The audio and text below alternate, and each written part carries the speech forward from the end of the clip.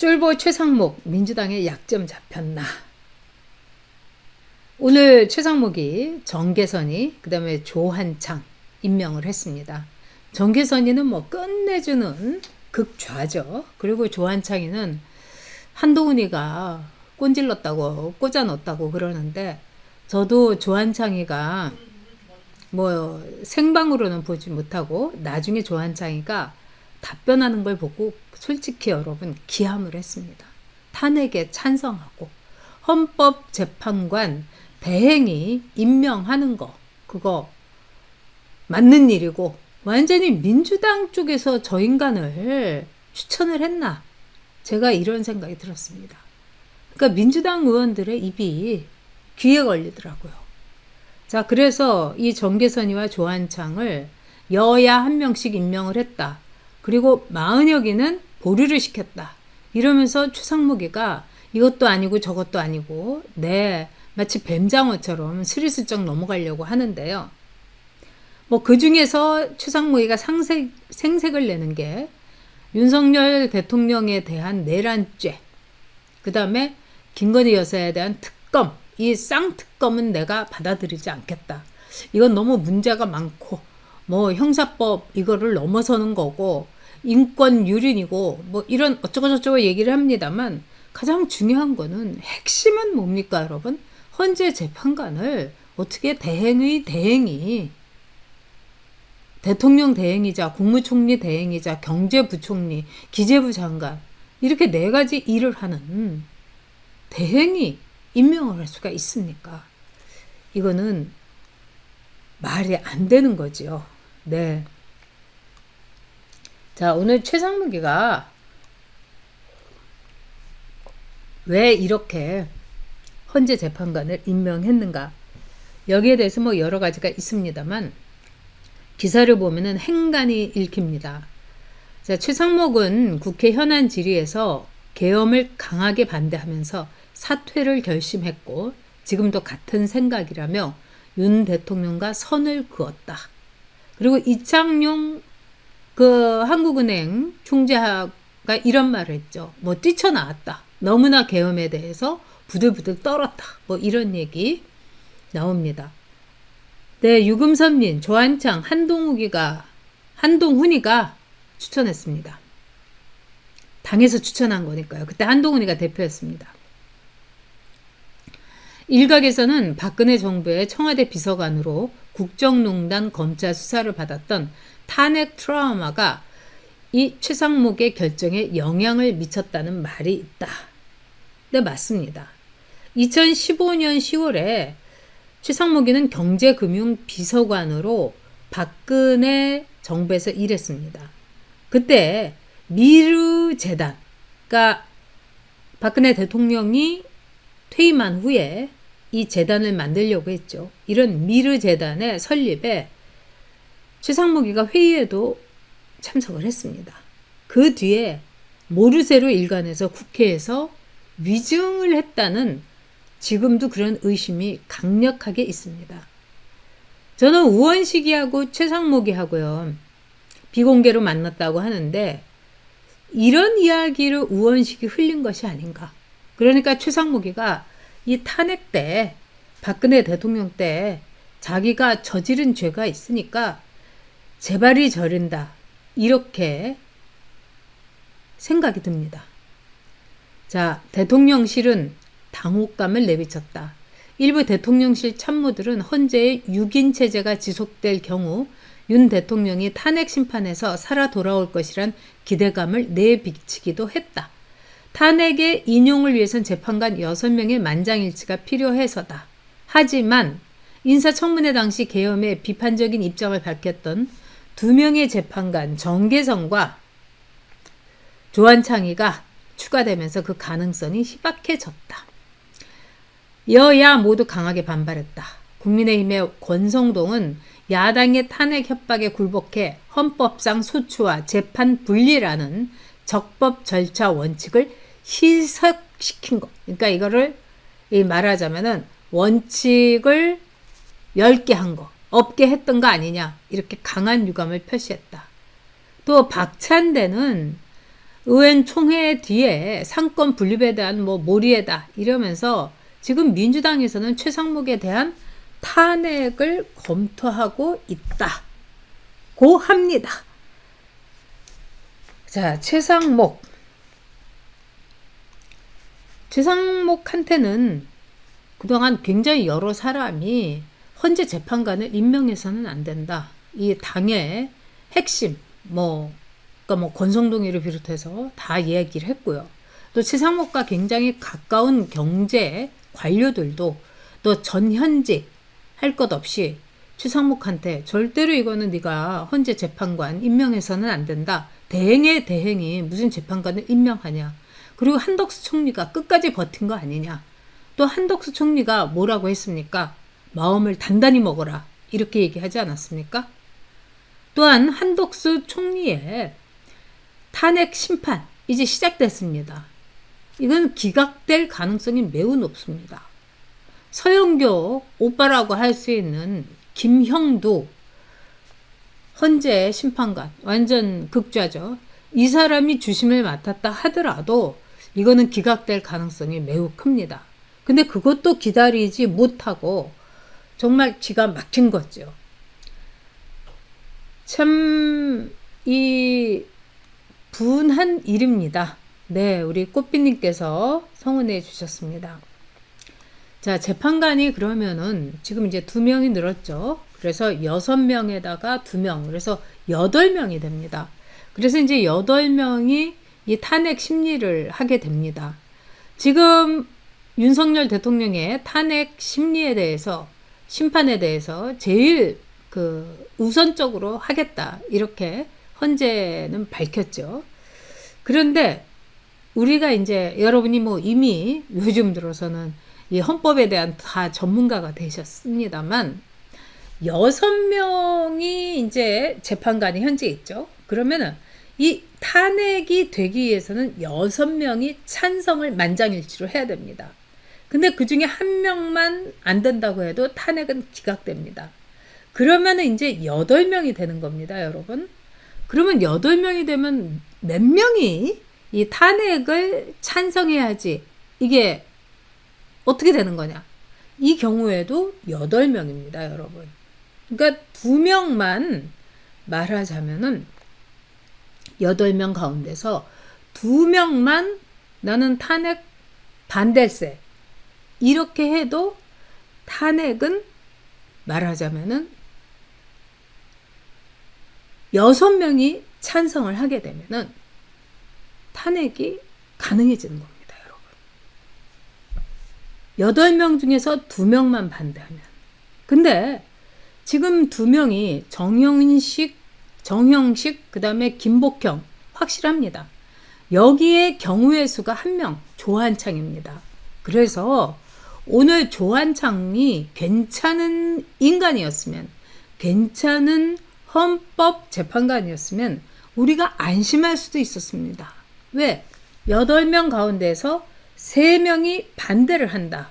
이러면 5명이면은요, 이거는 기각되는 거예요. 그런데 지금 조한창이라는 자가 청문회를 하면서 계엄은 잘못됐다. 그리고 탄핵에 찬성하는 그런 발언을 했습니다. 그렇기 때문에 조한창까지 합치게 되면은 여러분 2명만 남는 거예요. 김복형과 정형식. 그럼 탄핵이 인용되는 겁니다. 자, 그런데요.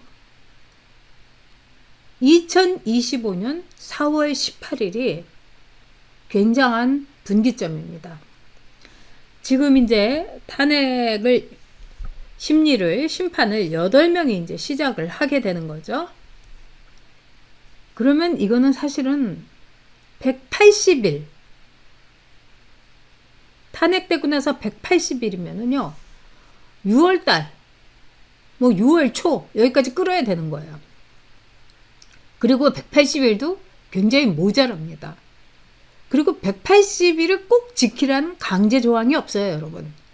실은 헌재 재판관들만 더 할 게 있다 이러면은 180일 넘겨도 되는 겁니다, 여러분.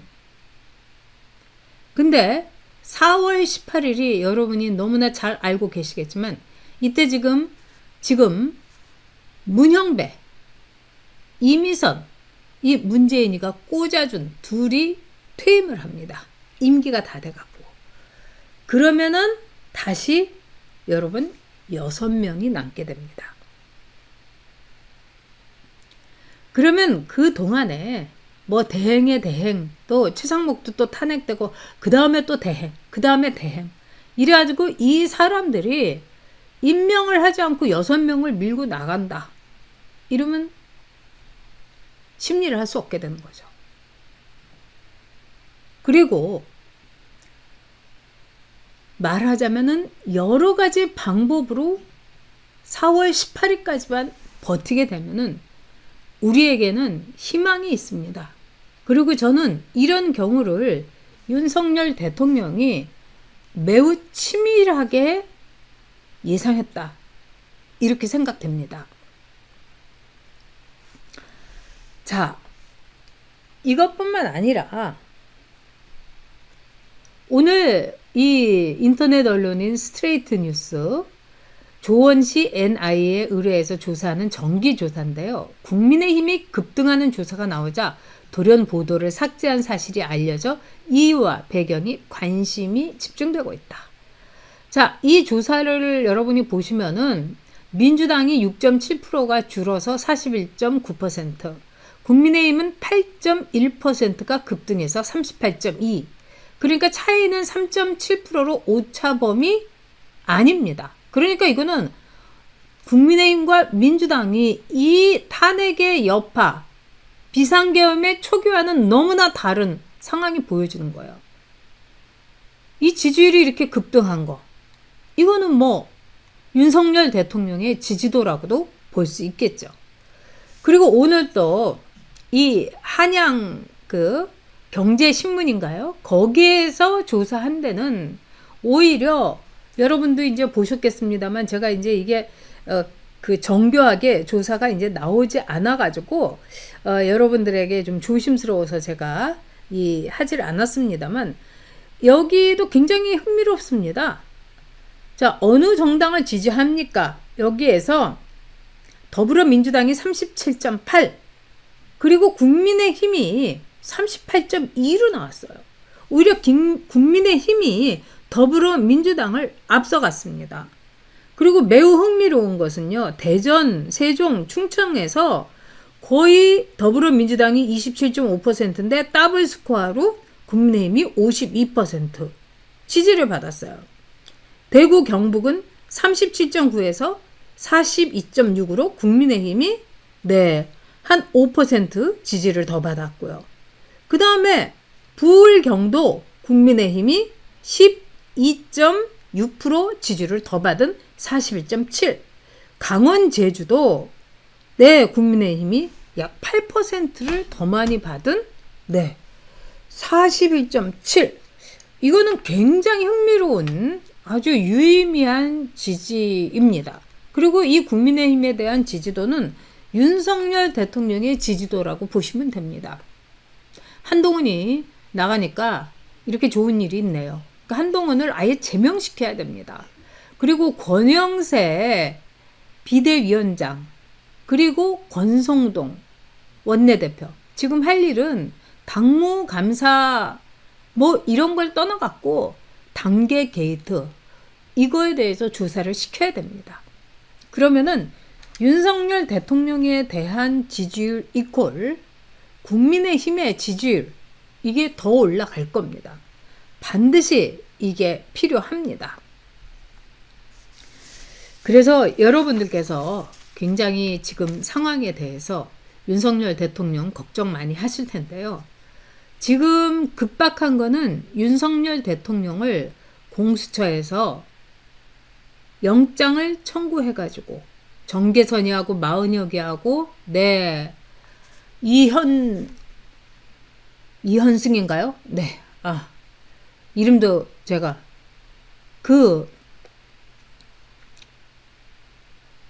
저는 참 이렇게 속상한 게 이분이 이 체포 영장에 대해서 발부를 한 이 판사가 전주 상산고등학교를 나왔다는 겁니다. 이 전주 상산고는요, 명문 중에 명문이에요. 이 평준화 이 시대에도 불구하고 이 홍성대 이사장, 여러분이 누구나 다 이제 공부하셨던 수학의 정석 이걸 써서 뭐 재벌이 되신 분이죠. 이분이 자기 고향 전주에다가 미래 인재를 키우기 위해서 상산고를 설립을 한 겁니다. 그래서 아주 똑똑하고 아주 총명한 인재들이 많이 갔어요. 그리고 홍성대 이사장은 나중에 이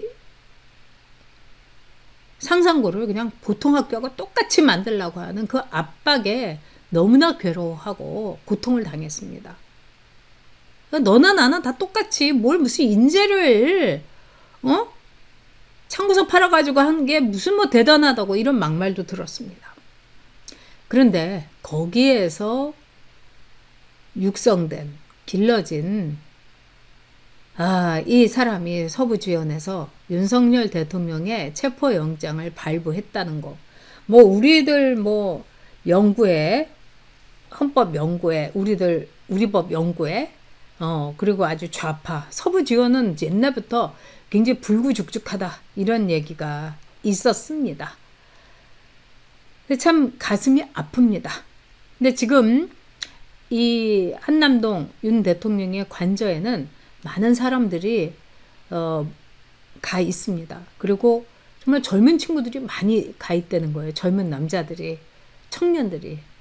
그래서 끝까지 이제 지킬 겁니다, 여러분. 그래서 내일 1월 1일 윤 대통령이 아마 떡국도 제대로 못 드실 텐데 그때 쳐들어가겠다고 공수처에서 이러는데 이 경호실이 제대로 지키면 됩니다. 그리고 경호실이 지키고 말고를 떠나서 우리 애국 국민들이 거기에 나를 밟고 가라 이렇게 들어 놓을 겁니다, 여러분. 네. 해픽하나님께서 네, 도쿄에서 성원을 해주셨습니다. 이번에 이제 한국을 잠깐 들어오셨는데 오셨다가 이제 가셨는데 아마 광화문 집회도 이제 가셨던 모양이에요. 그래서 이렇게 보시면서 이 나라에 희망이 있다 이렇게 이제 생각하셨다고 합니다. 저도 그렇게 생각을 합니다. 그리고 오늘 또 제가 이런 전화를 받았어요. 이제 제가 아주 그 존경하고 좋아하는 이제 호남 분인데요. 그러니까 이분은 너무나 윤석열 대통령을 존경하고 아주 뜨겁게 격려하고 이런 분이에요. 그리고 전문직에 종사하고 계시고요.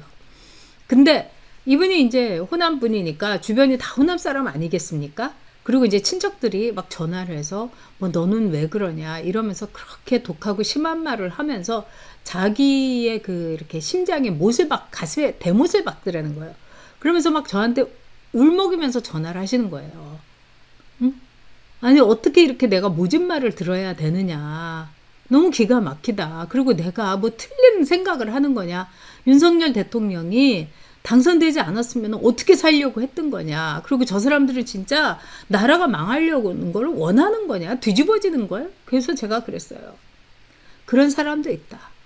너도 못 살고 나도 못 살고 이 나라가 뒤집어지는 걸 원하는 사람들이 있다. 그리고 제가 그분께 얘기했어요. 주변 사람들 말에 그렇게 휘둘르거나 상처받을 필요도 없다.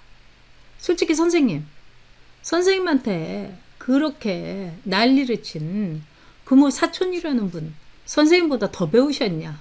선생님보다 더 좋은 직업 갖고 있느냐?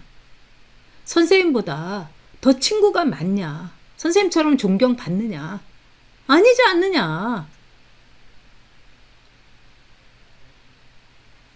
그러니까 마음 꿋꿋하게 먹고 선생님을 제가 존경하는 이유는 선생님이 지식인으로서 대한민국 국민으로서 정말 선생님의 꿋꿋한 의지를 갖고 있는 거다. 그리고 나도 만일 내가 호남에서 태어나고 이 나이에 뭐 여러 가지 그런 사람들한테 이렇게 뺑 그냥 보쌈 싸듯이 둘러 있으면은 내가 선생님처럼 과연 꿋꿋하게 윤석열 대통령을 지지하고 내내 투철한 보수로서 과연 살 수 있겠는가? 내 자신한테도 물어본 적이 있다. 선생님만큼 못할 거라는 생각도 들었다. 어릴 때부터 쇠뇌되고 가스라이팅 당하면. 근데 선생님은 그 모든 걸 극복하셨으니 얼마나 훌륭하시냐. 존경한다. 울먹이실 필요도 없다. 선생님은 선생님을 믿고 가라. 우리 국민들 윤석열 대통령 믿고 가는 거 선생님과 같은 거 아니냐. 그러면서 서로를 위로했습니다, 여러분.